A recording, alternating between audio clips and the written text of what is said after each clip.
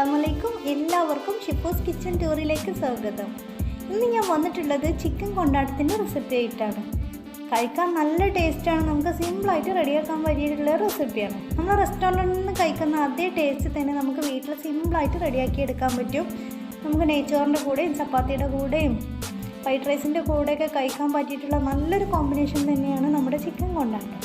നമുക്ക് സിമ്പിളായിട്ട് നമ്മുടെ റെസ്റ്റോറൻറ്റിൽ നിന്ന് കഴിക്കുന്ന അതേ രുചിയിൽ തന്നെ നമുക്കിത് എങ്ങനെ റെഡിയാക്കി എടുക്കുന്നത് എന്നുള്ളത് നോക്കാം. അപ്പോൾ നിങ്ങളെല്ലാവരും ഇതുപോലെ ഒന്ന് ട്രൈ ചെയ്ത് നോക്കണം. കഴിക്കാൻ അത്രയും ടേസ്റ്റാണ്. അപ്പോൾ നമുക്ക് പെട്ടെന്ന് തന്നെ വീഡിയോയിലോട്ട് പോവാം.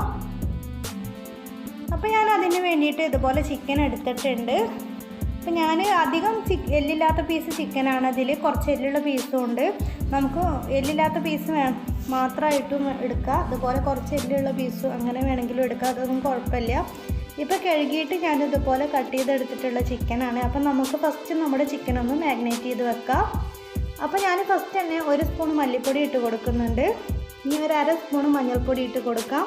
1 സ്പൂൺ കാശ്മീരി മുളക് പൊടിയാണ് ഞാനിട്ട് കൊടുക്കുന്നത്. ഇനി നമുക്ക് 1/2 സ്പൂൺ ഇഞ്ചി വെളുത്തുള്ളി പേസ്റ്റും കൂടെ ചേർത്ത് കൊടുക്കാം. ഇനി നമുക്കിതിലേക്ക് 1 സ്പൂൺ വിനാഗിരി ഒഴിച്ച് കൊടുക്കാം. നാരങ്ങയുടെ നീരുണ്ടെങ്കിൽ അത് ഒഴിച്ച് കൊടുത്താൽ മതി. ഞാനിപ്പോൾ എൻ്റെ കയ്യിൽ നാരങ്ങ ഇല്ലാത്തതുകൊണ്ടാണ് അത് ഒഴിച്ച് കൊടുത്തത്. ഇനി നമുക്ക് ആവശ്യത്തിനുള്ള ഉപ്പ് ഇട്ട് കൊടുക്കാം. എന്നിട്ട് കൈ വെച്ചിട്ട് നല്ലതുപോലെ ഒന്ന് മിക്സ് ചെയ്തെടുക്കാം. നമ്മൾ വിനാഗിരിക്ക് പകരം നമുക്ക് നാരങ്ങയുടെ നീരും ഉപയോഗിക്കാം. ഞാനിപ്പോൾ എൻ്റെ കയ്യിൽ നാരങ്ങ ഇല്ലാത്തതുകൊണ്ടാണ് വിനാഗിരി ഒഴിച്ച് കൊടുത്തിട്ടുള്ളത്. ഏതെങ്കിലും ഒന്നായാലും മതി. ഇപ്പം നമ്മൾ ചിക്കനൊക്കെ നല്ലതുപോലെ തന്നെ മസാല തേച്ച് വെച്ചിട്ടുണ്ട്. ഇനി നമുക്കിതൊരു അരമണിക്കൂർ റെസ്റ്റ് ചെയ്യാൻ വേണ്ടിയിട്ട് വെക്കാം. അരമണിക്കൂർ നമ്മൾ എന്തായാലും വെക്കണം, എങ്കിലേ നമ്മുടെ ചിക്കന് നല്ലൊരു ടേസ്റ്റ് ഉണ്ടാവുള്ളൂ. ഇപ്പം നമ്മുടെ ചിക്കനൊക്കെ വെച്ചിട്ട് അരമണിക്കൂർ കഴിഞ്ഞിട്ടുണ്ട്. ഞാനിപ്പോൾ ഗ്യാസിൽ ചട്ടി വെച്ച് കൊടുത്തിട്ടുണ്ട്. ചട്ടി ചൂടായിട്ട് വന്നപ്പോൾ എണ്ണ ഒഴിച്ച് കൊടുത്തിട്ടുണ്ട്. ഇനി നമുക്ക് ചൂടായ എണ്ണയിലേക്ക് നമുക്ക് കുറച്ച് കറിവേപ്പില ഇട്ട് കൊടുക്കാം. ഇനി നമുക്ക് നമ്മൾ നേരത്തെ മസാല തേച്ച് വെച്ചിട്ടുള്ള നമ്മുടെ ചിക്കന് ഇതിലേക്ക് ഇട്ട് കൊടുത്തിട്ടൊന്ന് ഫ്രൈ ചെയ്തെടുക്കാം.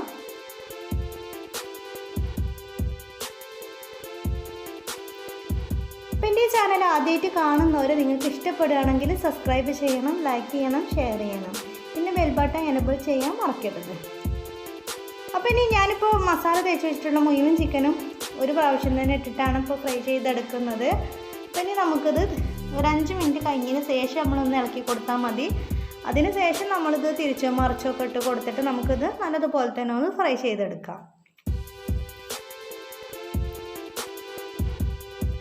അപ്പോൾ നമ്മൾ ചിക്കൻ എണ്ണയിലേക്ക് ഇട്ട് കൊടുത്ത ആ ഉടനെ തന്നെ നമ്മളിതുപോലെ ഇളക്കി കൊടുക്കരുത്.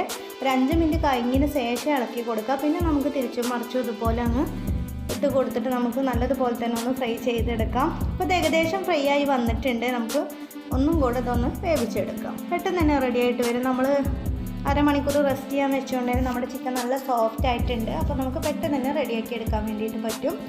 ഇപ്പം നമ്മുടെ ചിക്കനൊക്കെ നല്ലതുപോലെ തന്നെ ഫ്രൈ ആയി വന്നിട്ടുണ്ട്. അപ്പോൾ ഇനി നമുക്കിത് പ്ലേറ്റിലേക്ക് മാറ്റാം.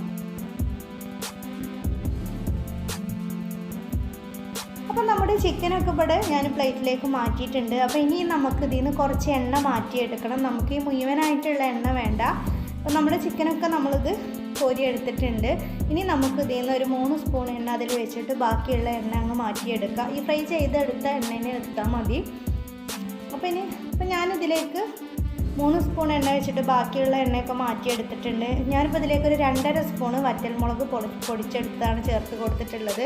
ഇനി നമുക്ക് തീ സിമ്മിലിട്ട് കൊടുത്തിട്ട് വേണം നമ്മൾ വറ്റൽമുളക് എണ്ണയിലേക്ക് ഇട്ട് കൊടുക്കാൻ. ഇനി നമുക്കിത് പച്ചമണം പോകുന്നത് വരെ നല്ലതുപോലെ തന്നെ ഒന്ന് വഴറ്റി കൊടുക്കാം. ഇനി നമുക്കിതിലേക്ക് 1 കപ്പ് ചെറിയുള്ളി ചെറുതായിട്ട് അരിഞ്ഞെടുത്തതാണ് ഞാനിതുപോലെ ചേർത്ത് കൊടുത്തത്. നമ്മൾ ഈ ചിക്കൻ കൊണ്ടാട്ടത്തിലേക്ക് നമുക്ക് ചെറിയുള്ളിയാണ് കൂടുതൽ ടേസ്റ്റ്. വലിയ ഉള്ളി കൊണ്ട് റെഡിയാക്കി എടുക്കുമ്പോൾ അത്രയ്ക്കും ടേസ്റ്റ് തോന്നിയിട്ടില്ല. ചെറിയുള്ളി ആകുമ്പോൾ നല്ല ടേസ്റ്റാണ്. അപ്പോൾ നിങ്ങൾ മാക്സിമം ചെറിയുള്ളി തന്നെ ചേർക്കാൻ വേണ്ടിയിട്ട് ശ്രമിക്കുക. അതില്ലെങ്കിൽ നിങ്ങൾക്ക് ഒരു 1.5 വലിയ ഉള്ളിയൊക്കെ ചേർത്ത് കൊടുത്താൽ മതി. ഇനി നമുക്ക് നമ്മുടെ ഉള്ളി നല്ലതുപോലെ ബ്രൗൺ കളർ ആവുന്നത് വരെ നല്ലതുപോലെ ഒന്ന് വഴറ്റി കൊടുക്കുക. ആവശ്യത്തിനുള്ള ഉപ്പും കൂടെ ചേർത്ത് കൊടുക്കുക. പെട്ടെന്ന് തന്നെ വഴറ്റിയിട്ട് കിട്ടാൻ വേണ്ടിയിട്ടാണ് നമ്മളിതുപോലെ ഉപ്പ് ചേർത്ത് കൊടുക്കുന്നത്. ഇനി നമുക്കിതിലേക്ക് 1 സ്പൂൺ മല്ലിപ്പൊടി ചേർത്ത് കൊടുക്കാം. 1 സ്പൂൺ മുളക് പൊടിയും കൂടെ ചേർത്ത് കൊടുക്കാം. ഇനി നമുക്കിതിലേക്ക് 1/2 സ്പൂൺ ഗരം മസാല ചേർത്ത് കൊടുക്കാം. ഇനി നമുക്കിതിലേക്ക് 1/2 സ്പൂൺ ഇഞ്ചി വെളുത്തുള്ളി പേസ്റ്റും കൂടെ ചേർത്ത് കൊടുക്കാം. ഇനി നമുക്കിത് നല്ലതുപോലെ തന്നെ ഒന്ന് വഴറ്റി കൊടുക്കാം. ആ പച്ചമണമൊക്കെ പോകുന്നത് വരെ നല്ലതുപോലെ ഒന്ന് നമുക്ക് വഴറ്റിയെടുക്കാം. തീ നമ്മൾ ഈ സമയത്ത് സിമ്മിലിടണം, അല്ലെങ്കിൽ പെട്ടെന്ന് തന്നെ കരിഞ്ഞിട്ട് പോകും. അത് നമ്മൾ പ്രത്യേകം ശ്രദ്ധിക്കണം. ഇനി നമുക്കിതിലേക്ക് ടൊമാറ്റോ കെച്ചപ്പ് ഒഴിച്ച് കൊടുക്കാം.